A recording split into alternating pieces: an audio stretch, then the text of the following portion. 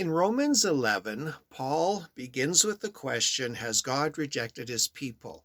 See, the people had rejected God, so has God rejected his people?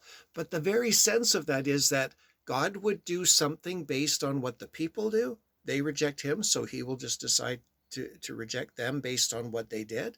Paul says by no means. He presents himself as Exhibit A, that God does not reject his people. And then he says, God has not rejected his people whom he foreknew. God isn't reacting to Israel rejecting him as if their works decide what he does. He's not rejecting his people because of what he has chosen. He foreknew. So, Paul tells of a time when Israel had rejected God. Elijah was prophet at the time, and it was so bad that Elijah thought he was the only prophet left in Israel. So God said to him, I have kept for myself 7,000 men who have not bowed the knee to Baal, to a god. It's interesting. God doesn't say, I have 7,000 men who haven't rejected me. He says, I have kept for myself 7,000 men who have not bowed the knee to Baal.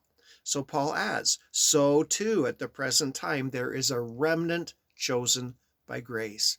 Now, it is evident on the internet that there's a lot of so-called influencers telling people that you have no assurance of salvation. You could lose your salvation. Paul turns this right around and says, does God reject his people? The answer is no, he absolutely does not reject his people. So throughout Romans, we're told about the obedience of faith that comes from the gospel, in which we're taught the righteousness of God that is from faith for faith. So when we hear that God does not reject his people, what do? We go walk in the obedience of faith.